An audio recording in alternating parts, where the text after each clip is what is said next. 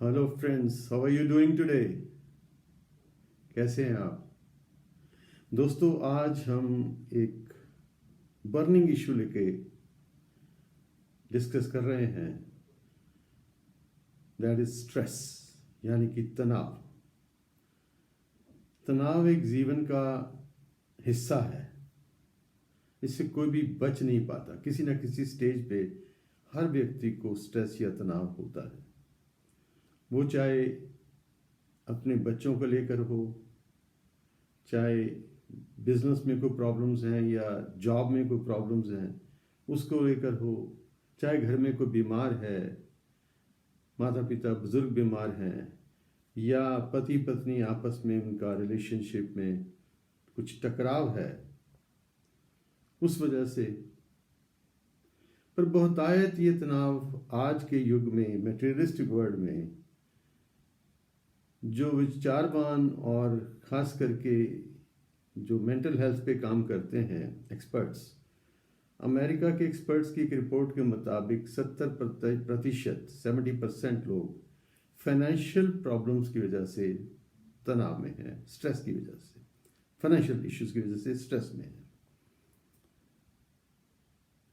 किसी हद तक जीवन में कई बार ऐसा भी होता है कि ये स्ट्रेस, ये तनाव, ये प्रेशर जो है हेल्प करता है किसी टारगेट को अचीव करने में। अंडर प्रेशर कई बार काम करने में मज़ा भी आता है और आदमी कहता है कि चलो इसको, ये चैलेंज है। लेकिन बहुत ज़्यादा तनाव कई बार फिर हेल्थ इश्यूज बन जाता है, ब्लड प्रेशर या और health problems. So I am not a health expert, so इसके बारे में तो मैं नहीं कुछ ज़्यादा आपसे शेयर कर सकता एक्सेप्ट दिस कि स्ट्रेस की वजह से कई बार हेल्थ प्रॉब्लम्स भी हो जाती है और बहुतायत हो जाती है। तो चलिए पहले इसके कारणों को समझें और इसको कैसे हम हैंडल कर सकते हैं, थोड़ा इस पे विचार करें। जब हमने ये जान लिया कि इसको अवॉइड नहीं किया जा सकता, किसी ना किसी रूप में सभी तनावग्रस्त हैं, किसी छोटी मात्रा में कोई बड़ी मात्रा में, और फिर उसके बाद अपनी शक्ति भी इंडिविजुअल होती है। कोई व्यक्ति 10 किलो वजन उठा सकता है, कोई 50 किलो भी उठा लेता है। तो ये अपनी अपनी एक कैपेसिटी होती है और उसी के मुताबिक वो हैंडल भी करता है। तो ये तनाव होता क्यों है और इसको कैसे हम हैंडल करें? देखिए, जैसे हमने जान लिया कि कई बार फाइनेंशियल्स हमारी ज़रूरतों को मीटअप नहीं कर पाती, हमारी इनकम ज़रूरतों को मीटअप नहीं कर पाती, और वो किसी भी एज ग्रुप के साथ जो भी फाइनेंशियल काम करता है, जॉब करता है या बिजनेस करता है, तो उसको ये तनाव हो सकता है कि मेरी जो इनकम है, मेरी जो ज़रूरतें हैं, मैं उनको मीटअप नहीं कर पाता। उस वजह से, कई बार रिलेशनशिप की वजह से, कई बार बच्चों को लेकर तनाव होता है कि बच्चे हमारा कहना नहीं मानते, या बच्चे किसी गलत संगति में पड़ गए, या एडिक्शन में चले गए, या बहुत ज़्यादा पढ़ाई में पीछे रह गए, स्कूल से बार बार वार्निंग आ रही है, या हमारे बुजुर्ग माता पिता, घर में कोई और भाई बहन, वो कुछ बीमारी घर में आ गई है, या कोई भी समस्या घर में आती है तो आदमी तनावग्रस्त हो जाता है। ये बट नेचुरल। बट हमने एक चीज़ को समझा इतनी बात में कि ये सब कुछ आके अफेक्ट कहाँ करता है, कहाँ के अफेक्ट करता है? फैमिली लाइफ को। हम माने या ना माने, चाहे कितने हम अपने आप को एडवांस कहें, लेकिन एक सच्चाई है कि हम, खास करके इंडियंस, भारतीय लोग, हम फैमिली पर्सन हैं। चाहे हम अपनी पत्नी के साथ अलग रह रहे हों, फिर भी अपने परिवार के साथ जुड़े हुए हैं। पिता माता चाहे दूर रहते हों, या कोई भाई बहन दूर रहते हों, और उनके लाइफ में कोई क्राइसिस आया है, तो ऑब्वियस है उसका कुछ हिस्सा हमको भी तनाव महसूस होता है। बच्चों को लेकर तो अक्सर ही होता है। अब डिफरेंट एज ग्रुप्स में डिफरेंट ढंग के, जैसे स्टूडेंट लाइफ में कई बारी मार्क्स प्रॉपर नहीं आते, या कोई सब्जेक्ट को स्टूडेंट ठीक से डील नहीं कर पा रहा, समझ नहीं पा रहा, पीयर प्रेशर है, या जिस यूनिवर्सिटी या कॉलेज में या स्कूल में वो एडमिशन लेना चाहता है वो एडमिशन नहीं मिल पा रही, कंपटीशन बहुत टफ है, या जिस जॉब में जाना चाहता है, किसी कॉम्पिटिटिव एग्जाम में जाना चाहता है और उसमें उसको मार्क्स प्रॉपर नहीं मिल पा रहे, या एलिजिबिलिटी क्राइटेरिया वो मीटअप नहीं कर पा रहा, तो उसकी वजह से उसको स्ट्रेस होता है। जो मिडिल एज ग्रुप है उनको जॉब को लेके, बिजनेस को लेके, वर्क एनवायरनमेंट को लेके किसी को कोलीग के साथ हमारी नहीं बनती, कई बार हमारा जो ऊपर हायर अथॉरिटीज़ हैं उनके साथ हमारा नहीं बनता, या बिजनेस में कई बार डिपार्टमेंटल प्रॉब्लम्स होती हैं, फाइनेंशियल प्रॉब्लम्स होती हैं, मार्केटिंग प्रॉब्लम्स होती हैं, कोई एम्प्लॉय रिलेटेड प्रॉब्लम्स होती हैं, तो बिजनेसमैन भी डिस्टर्ब होता है और स्ट्रेस देता है। पति पत्नी का आपस में अंडरस्टैंडिंग प्रॉपर नहीं है तो वो बहुत बड़ा कारण है स्ट्रेस का। लेकिन रूट में वही बात आ जाती है कि हम आखिर में आके अपनी फैमिली हमारी अफेक्ट होती है हमारे स्ट्रेस की वजह से, और फैमिली के स्ट्रेस की वजह से हम अफेक्ट होते हैं, हमारी वर्क परफॉर्मेंस अफेक्ट होती है। दैट्स वाई आज के युग में बड़ी बड़ी कॉरपोरेशन, बड़ी बड़ी कंपनीज अपने एम्प्लॉयज़ की मेंटल हेल्थ पे बड़ा जोर दे रही हैं, बार बार वर्कशॉप्स होती हैं, ट्रेनिंग कैंप्स होते हैं, और उनको मोटिवेट किया जाता है कि कम आउट ऑफ इट, कैसे आप अपने जीवन को और अच्छे ढंग से चला सकते हैं, क्योंकि इमीडिएटली स्ट्रेस का जो इमीडिएट इफेक्ट है वो आपकी परफॉर्मेंस पे, परफॉर्मेंस कमज़ोर पड़ जाती है, फिजिकल भी मेंटल भी। तो आज जब सब कुछ फैमिली पे ही आके जोर पड़ता है तो क्यों ना इसका हल भी हम फैमिली में ही ढूंढें। कहते हैं ना, जहां कहीं भी प्रॉब्लम है वहीं उसका सॉल्यूशन भी छुपा हुआ है। तो हम फैमिली से ही अपनी बात शुरू करते हैं, और मैंने फैमिलीज के साथ क्योंकि बहुत काम किया है, बहुत रहा हूँ फैमिलीज में as a life coach, as a value educationist in America. बहुत स्टूडेंट्स, यंगस्टर के साथ मेरा खास करके बहुत इंटरेक्शन रहा, और अमेरिका भर के तकरीबन सभी बड़े शहरों में मैं गया, तो यंगस्टर्स में रह के उनकी प्रॉब्लम्स को बहुत करीब से देखा और समझा, और साथ साथ उनके पेरेंट्स से भी इंटरेक्शन होता था, उनकी प्रॉब्लम्स को भी समझा। तो मैं निचोड़ इस बात का निकाला कि ये जो है स्ट्रेस, इसका सॉल्यूशन विद इन फैमिली में है।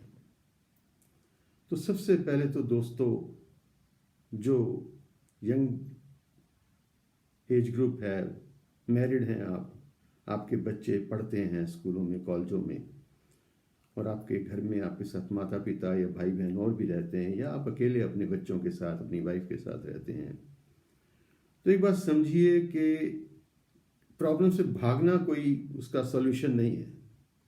जैसे कूड़े का ढेर कहीं पड़ा, उसको आप ढक देंगे वो फिर बदबू मारेगा, फिर और कवर कर देंगे, फिर थोड़े दिन बाद बदबू मारेगा। उसको रिमूव करना है, और रिमूव करने का एक ही तरीका है, डायलॉग। हमारे ह्यूमैनिटी में सबसे बड़ी बात हमको परमात्मा ने दी है बात, वो आपस में अपनी बात शेयर कर सकते हैं बोल के। That's right? तो कम्युनिकेशन एक बहुत बड़ा टूल है किसी भी समस्या को हल करने का। दुनिया की बड़ी से बड़ी जंग जो है आखिर टेबल पे आके डायलॉग के द्वारा खत्म होती है।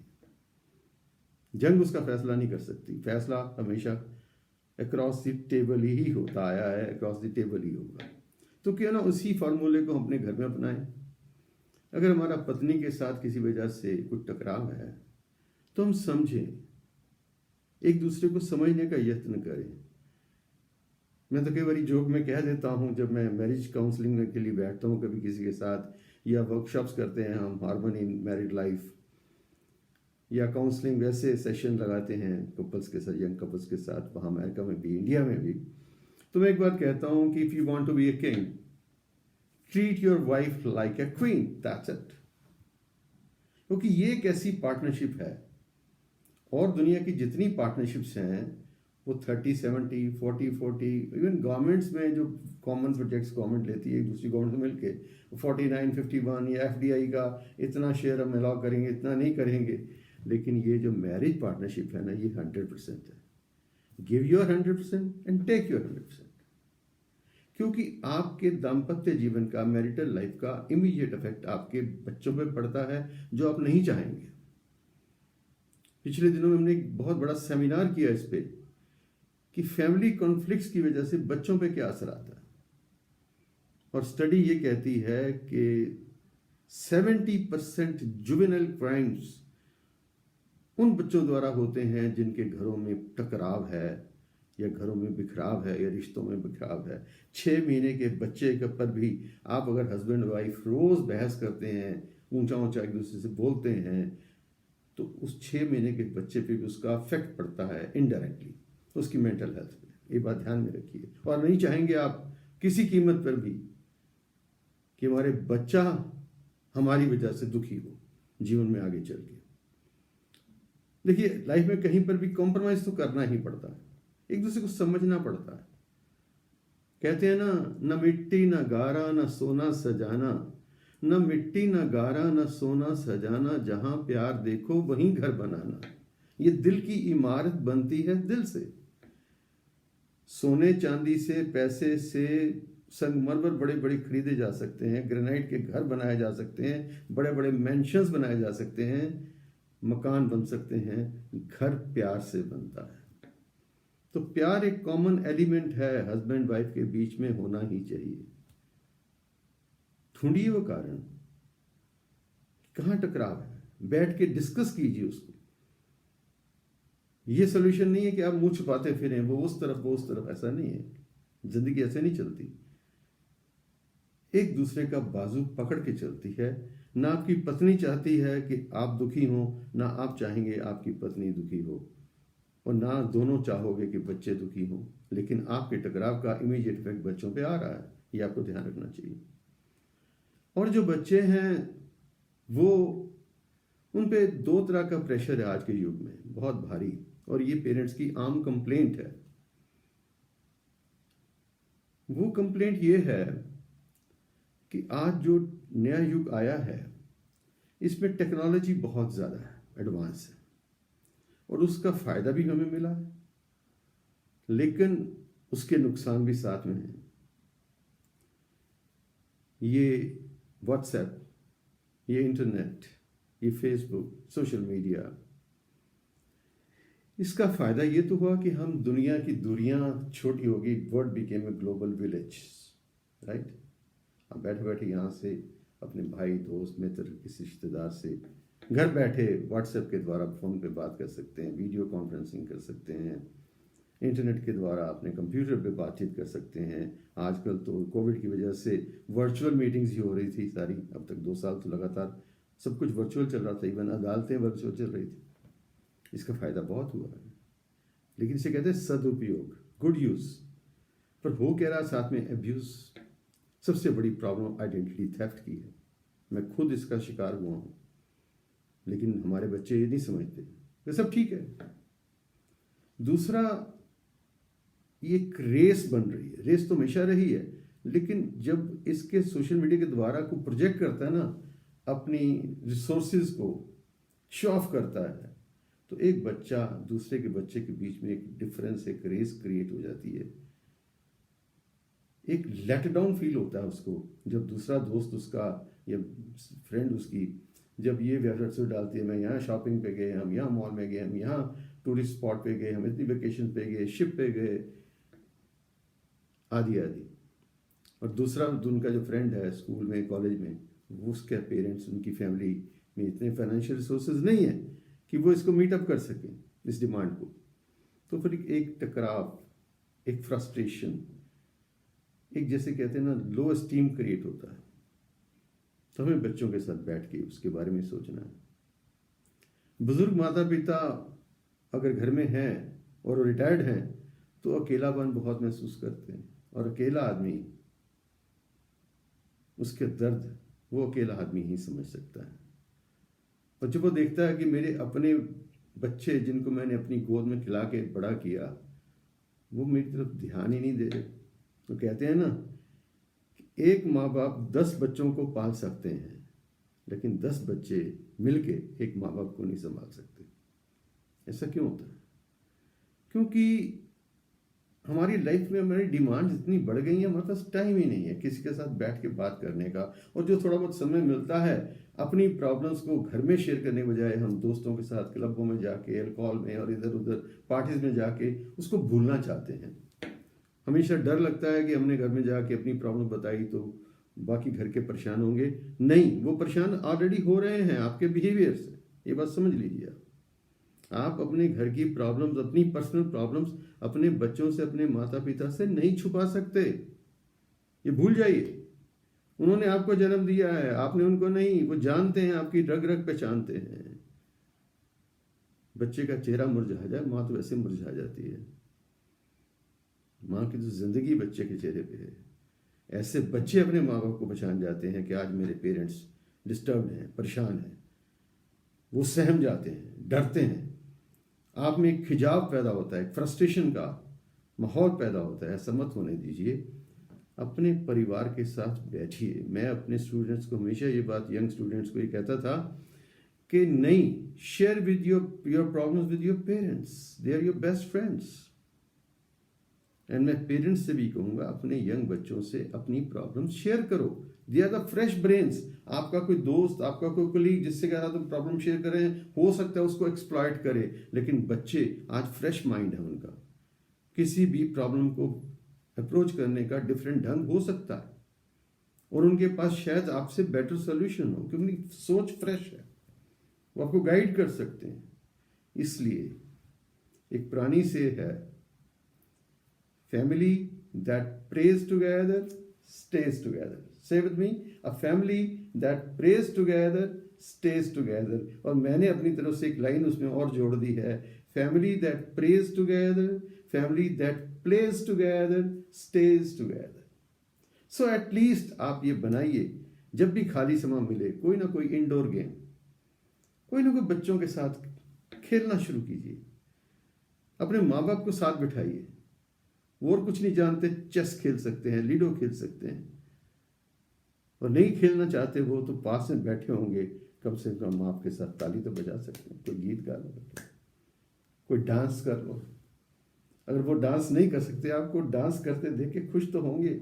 अपनी पत्नी का हाथ पकड़कर, अपने बच्चों का हाथ पकड़कर, उठे सबके कदम देखो तार रम पम पम, क्यों नहीं गा सकते? ये सबसे बड़ा स्ट्रेस रिलीवर है, म्यूजिक, डांसिंग। हंसो, मुस्कुराते रहो और बच्चों के साथ प्रॉब्लम्स शेयर करो। One meal together. अगर पेरेंट्स आपके किसी वजह से या घर के और जीव प्राणी या आप घर में अकेले अपने बच्चों के साथ रहते हैं तो कोई मुश्किल नहीं है कि प्लान कर लें, आप अपने टाइमिंग को ऐसा एडजस्ट करें, एक मील टुगेदर। तो dinner is the best place.